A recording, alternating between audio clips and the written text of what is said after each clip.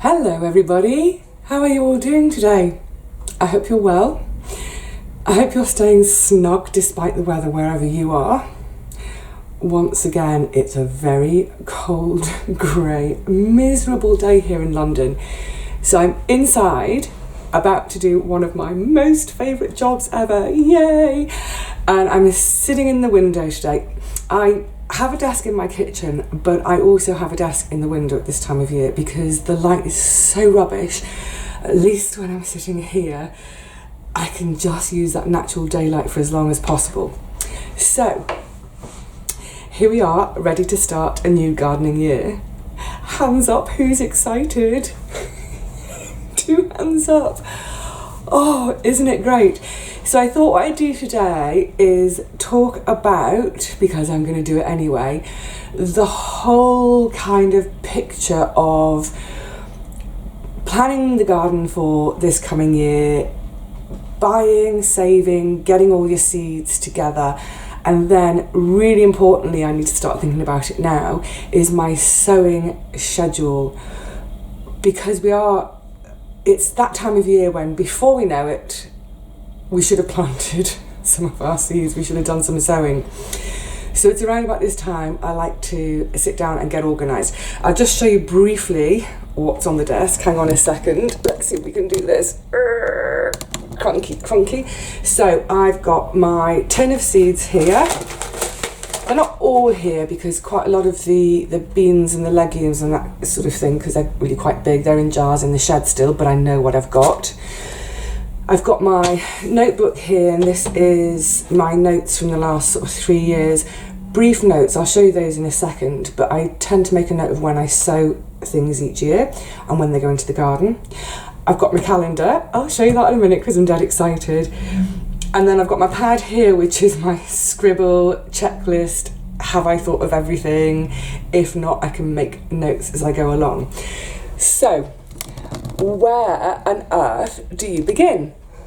So I was thinking about this the other day, especially for any of you who are going to have a vegetable garden for the first time this year, and if you are, I'm so happy for you.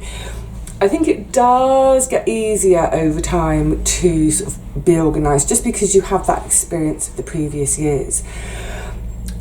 But hopefully, if this is your first year, or it may be you're just going into your second year, but you still feel a bit hopefully this will all help. Because I'm picturing so many of you at the moment, and I know from your comments, that you're knee deep in catalogues. You've got 1,000,001 seed packets, you've been buying them in the sales, 10p a pack, and suddenly you've got 500 packs of seeds, 20,000 catalogues. Yeah, I'm exaggerating a little bit. And it can all be a little bit daunting.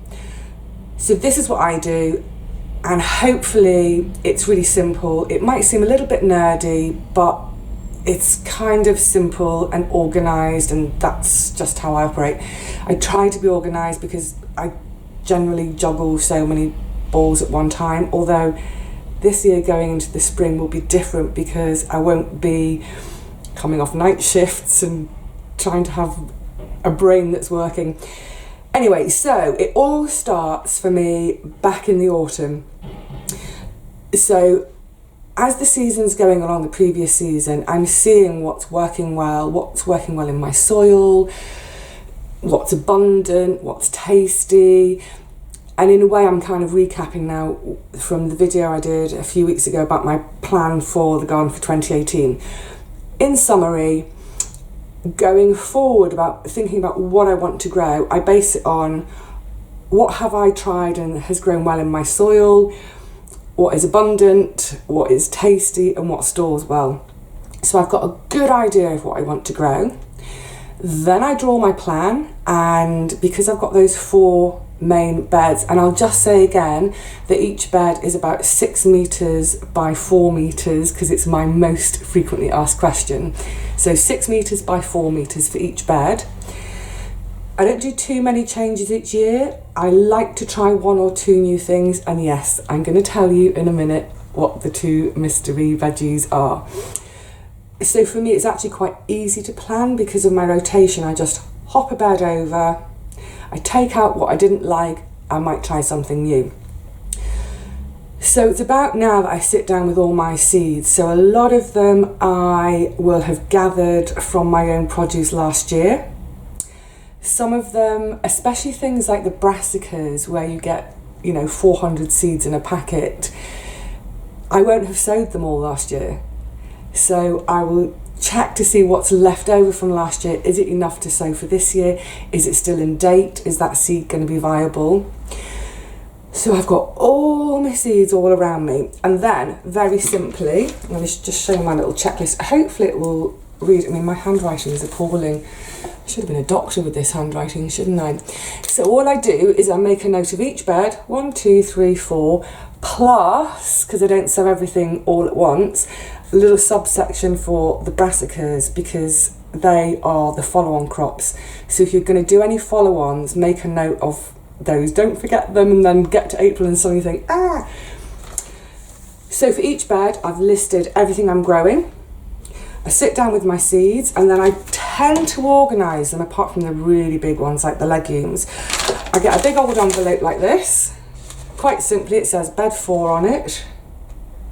Was that last year's bed 4 or this year's? I'll double check. And then I just keep my little packets inside. So there we go, there's my packets from Chase Organics, who are one of the companies I've used most. Chase Organics, I used to get them through the Organic Gardening catalogue online, and you still can. I was just checking this morning that they're still there, because the company, as far as I understand, I had a lovely email from them last week. They've been bought out by Sowings, and as I understand it, Dobies, which is also part of Sutton's, I didn't know, but Dobies are going to take over the organic part of their business. So they have apologised that catalogues haven't been going out because they're having to sort of merge their warehouses. So be patient with them. I have liked them over the years, but as time's gone on, I've saved more and more of my own seed, and I've now started going towards some of the smaller seed companies who are only organic. I want to support those small companies, so people like Real Seed Company, Baker Creek Heirloom Seeds over in the States. You choose whoever you want to choose, but I like supporting the little companies. Anyway, so sorry, a bit of a digression. So I've got my little envelopes. That's the seeds for that bed.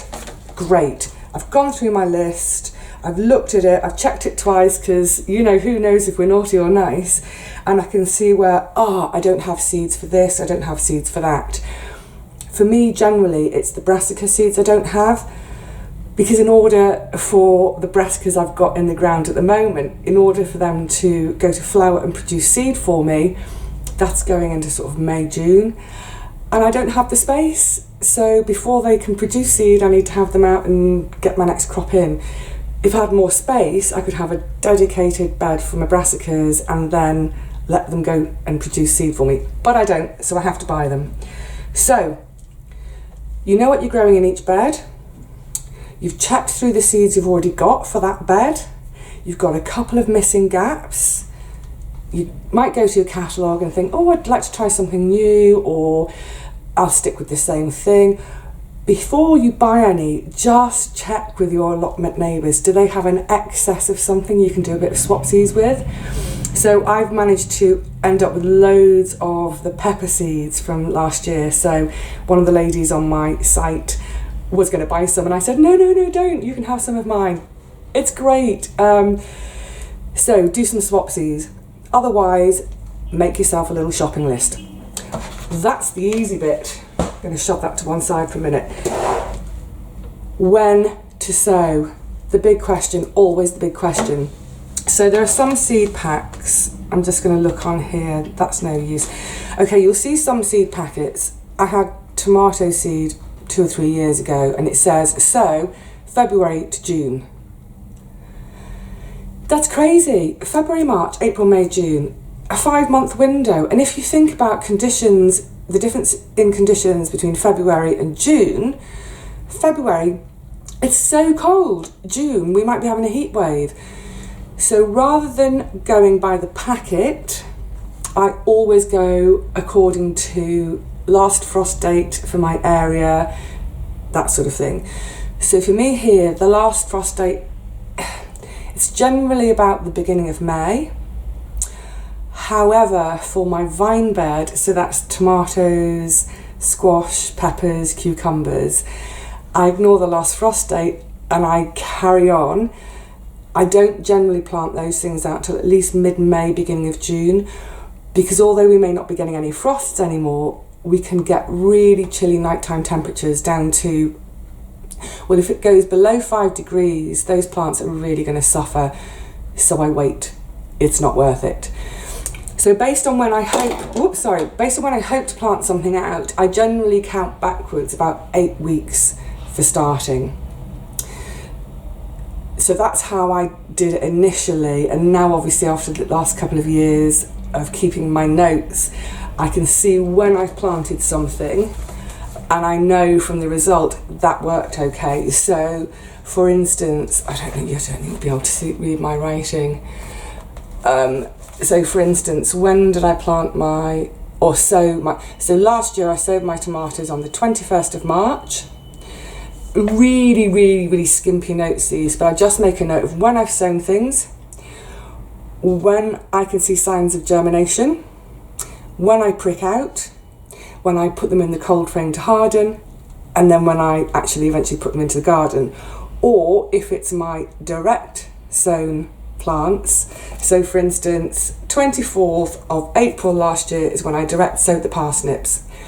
They want about 8 degrees centigrade soil temperature to germinate. They can take 3 weeks to germinate, so you've got to be like, oh, you've got to hold, because they might not show for ages and you think nothing is coming, and then suddenly they do come.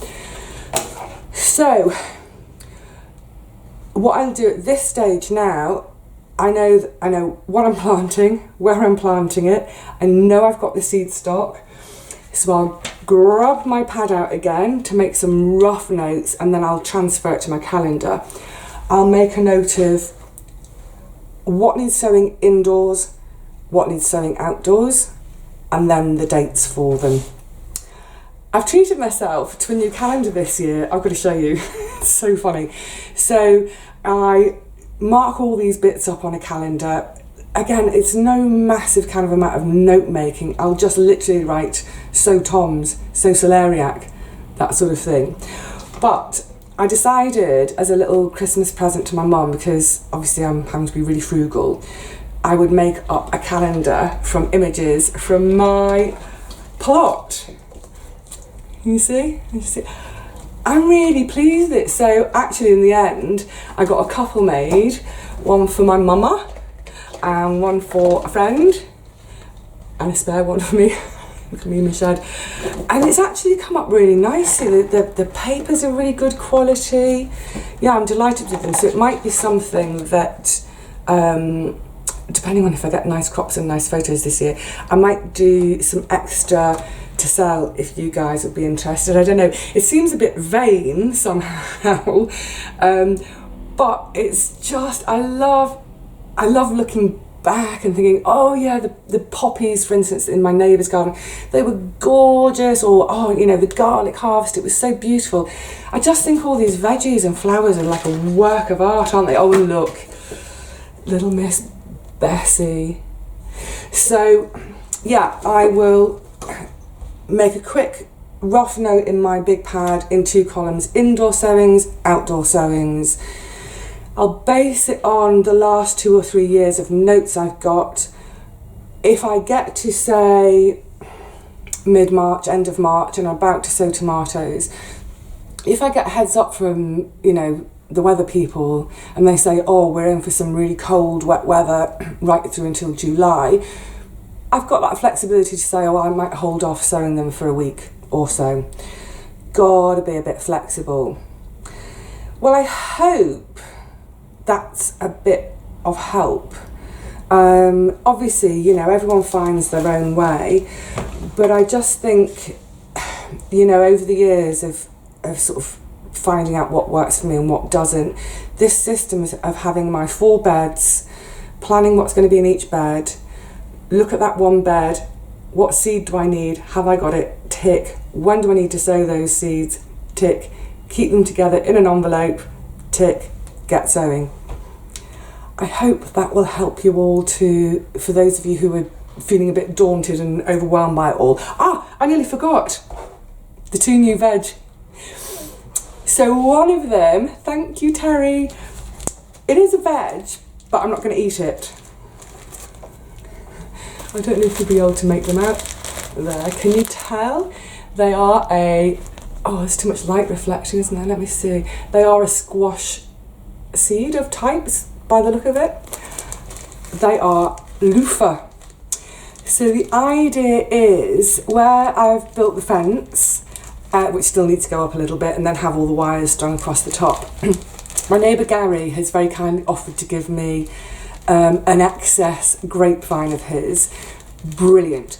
But of course it's not going to get going straight away. So what I thought this year was, it was Terry's suggestion actually, if I grow loofah along there. Now we're not allowed to sell any of our produce, which is a real shame because the idea of selling some loofah is brilliant. But I was thinking for next Christmas, I could do Christmas presents for my friends made up of little sort of bath sets. So I could do some infused oil, some balms, a bath bomb or 2, and a loofah in a little basket. Make a really, really lovely Christmas present. So there they are, my loofahs to go on the back fence. And I might do 1 or 2 of the little baby butternuts there as well. I've got a feeling this might be quite rampant. We'll see. But I'll certainly have space in front to do some flowers and herbs and bits and pieces. Now the other new thing this year, so excited, I'm going to try lentils. So it's something I've thought about for ages. Actually, a couple of years ago when I was doing the chickpeas, I was thinking, Vivi, you need lentils too, girl. That's what you eat all the time. So I started looking last autumn. I couldn't find lentil seed anywhere, absolutely nowhere. And I did get in touch with a really small farm I think they're in Norfolk, and they're just starting to try growing them here for a really tiny market, probably some very zhuzhy restaurant in London somewhere, I don't know. But they suggested for seed that I just buy seeds which are labelled for sprouting, so for people who eat sprouts. And I thought, well, if they're going to sprout, that means they're viable. Let's stick the sprouts in the ground and see what happens. So I went to Premier Seeds, and I've got my organic red lentils to try. It was also quite hard to find information about how to grow them in terms of sort of spacing and care and what have you. But I've got a bit of info. They plant really, really closely together. So I was imagining the whole of where I want to underplant the climbing squash, I was imagining it would be covered in lentils. But actually with this amount of seed, I think it's just going to be 1/2. So I've got other ideas for the other half. But yeah, I'm so excited. I love trying new things. It gets trickier each year because I get less and less space, but hopefully, I hope that my new plan with the bean arches and the wigwams for the squash is actually going to hopefully free up almost half, if not 1 whole bed for me. We'll see. So, it's like we're under starters orders, isn't it? Just to say very quickly, by about the beginning of February, I will sow celeriac and the sweet peppers in little propagators on this windowsill. But that's it. I won't sow anything else until, at least mid-March, when I get onto sort of tomatoes and celery. I try to do everything with a sort of minimum environmental impact as possible, if you like. So I don't use heated propagators, I don't use heat mats, I don't use grow lights. I just don't need to here. Even without a greenhouse, I can grow and eat all year round without using fuel, as you've seen. However, I do understand that there are some folk who are, they're under feet and feet of snow right up until May in some cases, and that they simply would not be able to have a vegetable garden unless they start things off early indoors with lights and heat. So that's not a judgment from me on anyone else. It's purely that here in the south of the UK, you can do a whole garden for the whole year without any artificial light or heat, without a greenhouse, without any of that kind of stuff. So give it a go. Get your catalogues out, get your seeds out, get your notebook out, and start planning. I've got to try and calm down now. I'm at least 2 weeks away from sowing. So I'm going to say cheerio to you all for now. Somehow try and calm down. I hope you're finding fun things to do indoors if you can't be outside. I've got my fun thing to do, haven't I? So, in the meantime, take care everyone, and I'll see you all again really soon, I hope.